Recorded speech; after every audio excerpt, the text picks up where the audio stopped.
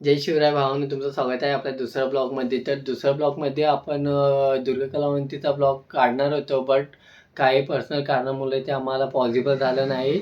तरी आपण तो ब्लॉग नक्कीच काढू. त्याआधी माझ्या फ्रेंडच्या बहिणीचं लग्न आहे, तर लग्नाला आम्ही जाणार आहोत. तर आमच्या डोक्यात असा विचार आला की आपण कोकणातले आहोत, तर कोकणामध्ये निसर्ग, सागरी किनारा, एवढे चांगले चांगले व्ह्यूज आहेत, ते आपण ह्या ब्लॉगमध्ये तुम्हाला दाखवणारच आहोत. तर तुम्ही ह्या ब्लॉगवर कंटिन्यूच राहा. तर मित्रांनो, फायनली आमचा सेटअप झालेला आहे, बघू शकता तुम्ही. तर आता आम्ही निघणार आहोत. त्याआधी आपण दादाला विचारूया की आपल्याला किती टाईम लागेल माणगावला पोहोचण्यासाठी. तर आपल्याला टाईम किती लागेल? टाईम लागेल माणगावला मी जाण्यासाठी बहुतेक 2-2.5 तास किंवा जास्त 3 तास. कारण की गाडी नवीन आहे, त्याला जास्त पळवू पण शकत नाही आम्ही. कारण की कंपनीशी बोलूया मला की गाडी जास्त पूर्ण आहे. ते पण ह्या ब्लॉगमध्ये आपण व्ह्यू कव्हर करू, ते तुम्ही नक्कीच बघा. तर मित्रांनो, आपण माणगावला पोहोचल्यावर तिथून ब्लॉग कंटिन्यूच करू.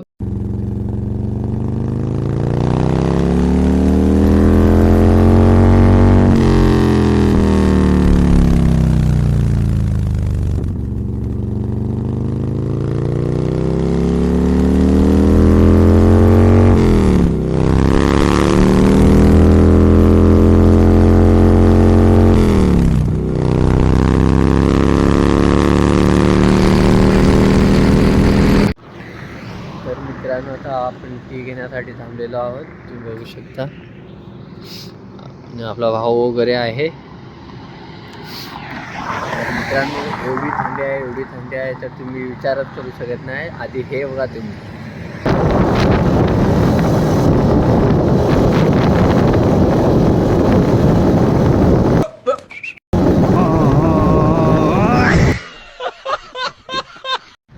तर मित्रांनो, ही व्हिडिओ बघून तुम्हाला समजलंच असेल थंडी किती आहे आणि किती नाही. तर कंटिन्यू राहा, आपण माणगावला गेल्यावर नक्की ब्लॉग स्टार्ट करू. जर मला जर जमलं कॅप्चर करण्यासाठी तर नक्कीच कॅप्चर करेन, नाही तर राहू दे, खूपच थंडी.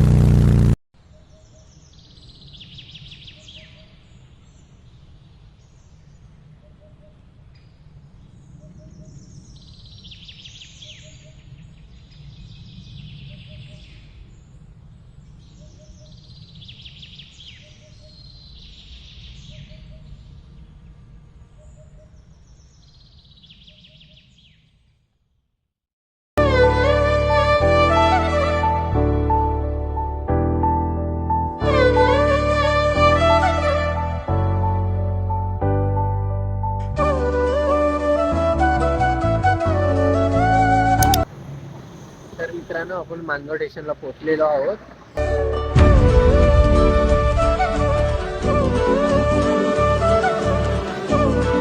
तर आता आपल्याला मथुरेला जाण्यासाठी मिनिमम अर्धा तास तरी जास्त लागेल. त्यानंतर 15 मिनिटावर माझं गाव आहे. तर गावी गेल्यावर आपण पुन्हा ब्लॉग स्टार्ट करू. तर चला, भेटू पुढे.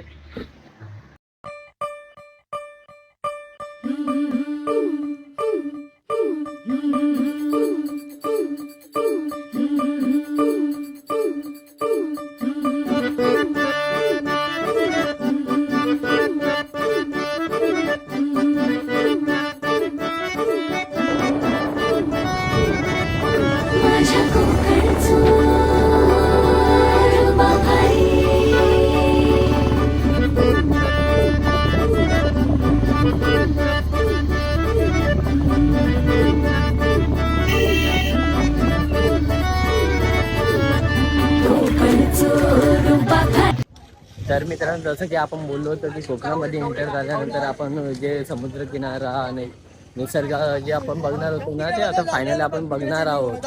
तर तुम्ही बघू शकता, बघा व्ह्यू काय सुंदर आहे.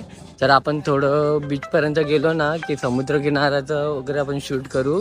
ते शूट तुम्ही आपल्या क्लिपमध्ये बघाच.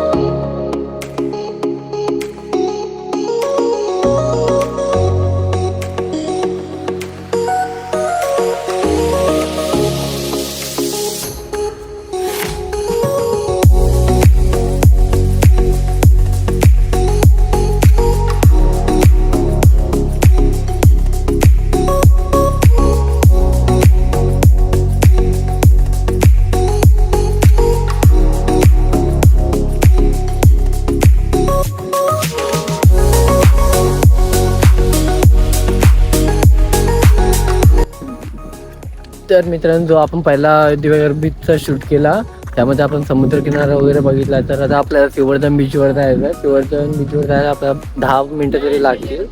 तर आपला सिवर्धन बीच तुम्हाला दाखवतो. हा जो डोंगर आहे तिथे सिवर्धन बीच आहे, तुम्ही बघू शकता. तर आता आपण डायरेक्ट तिकडेच जाणार आहोत. तोपर्यंत तुम्ही हा व्ह्यू बघा कसा वाटतोय. तर मित्रांनो, आपण ब्लॉगवर तुम्ही कंटिन्यू राहा. आम्ही पण निघतोय कारण सनसेट खूप कमी आहे, टायमिंग पण खूप कमी आहे आपल्याकडे.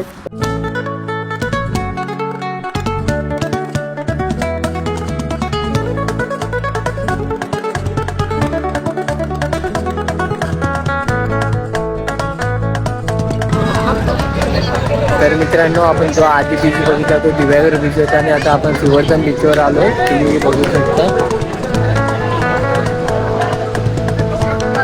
खूप छान व्ह्यू आहे ना.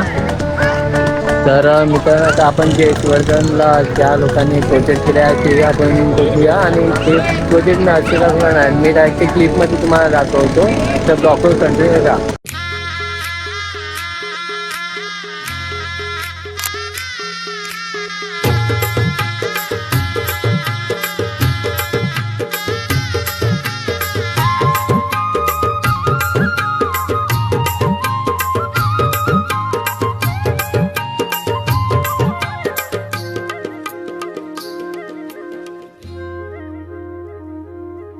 अशी दर्याची दौलत मोर डोलीला गावलंय सोन्या सारू.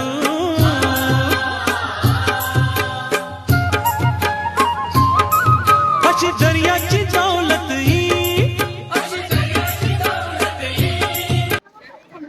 तर मित्रांनो, तुम्हाला कोकणातले व्ह्यूज आवडले असतील तर व्हिडिओला लाईक करा, कमेंट करा आणि सबस्क्राईब करा. तर लवकरच भेटू नेक्स्ट ब्लॉगसाठी.